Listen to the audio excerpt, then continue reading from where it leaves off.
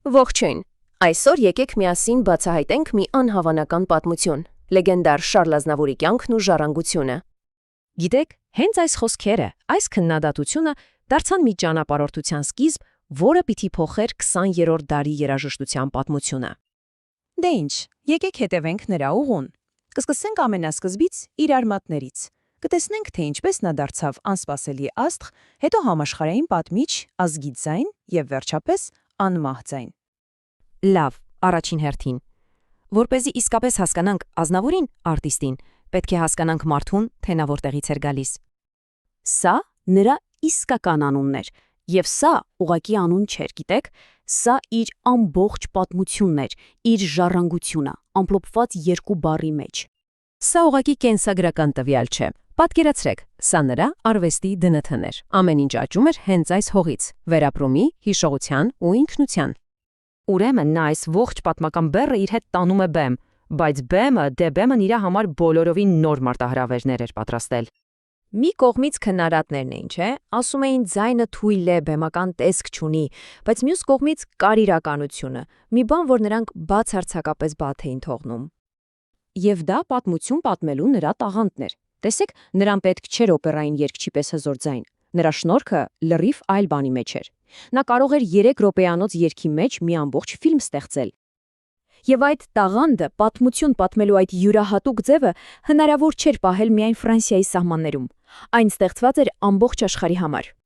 1000-ից ավելի երգ։ Մի պահ ուղղակի քորեք այս թվի մասին։ 1000-ից ավելի։ Սա պարզապես անհավանական ծավալի աշխատանք է, որը նրան դասում է բոլորովին այլ լիգայում։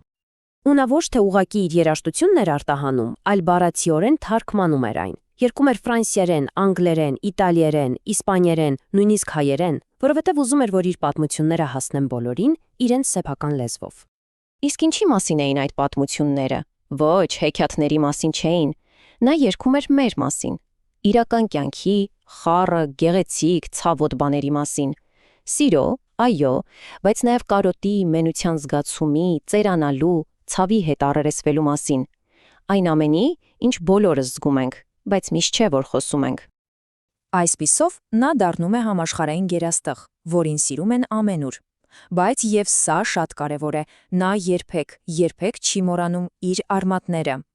Իր հայկական ժառանգությանը նվիրվածությունը կարմիր թելի պես անցնում է նրա ամբողջ կյանքի միջով։ Ամեն ինչ սկսվում է իր ծնողներից ժառանգած պատմությունից։ Հետո, երբ 88-ին Հայաստանում ողբերգություն տեղի ունեցավ, նա առաջիններից էր, որ գործի անցավ, եւ դա ուղղակի բարեգործություն չէր, այլ պարտքի զգացում, այնքան ուժեղ, որ նա նույնիսկ ծառայեց որպես Հայաստանի դեսպան։ Ճիշտ այդպես, այս մեջբերումը ամեն ինչ ամփոփում է։ Նրա համար հայ լինելը ոչ թե ուղղակի փաստ էր, թե որտեղ են ծնվել իր ծնողները, այլ գործ էր, պարտավորություն, որին նա շատ լուրջ էր վերաբերվում։ Ահա թե ինչու նա ավելին էր, քան երգիչ։ Նա խորհրդանիշ էր։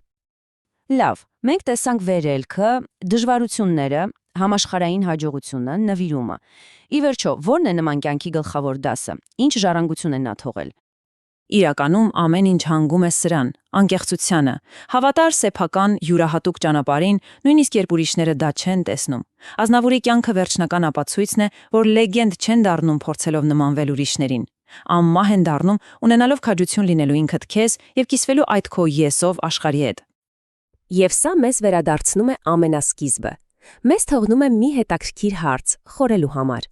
Ինչպես է ստացվում, որ մի ձայն, որը ժամանակին համարում էին չափազանց փոքր, դառնում է բոլոր ժամանակների ամենահզոր եւ հարատև ձայներից մեկը։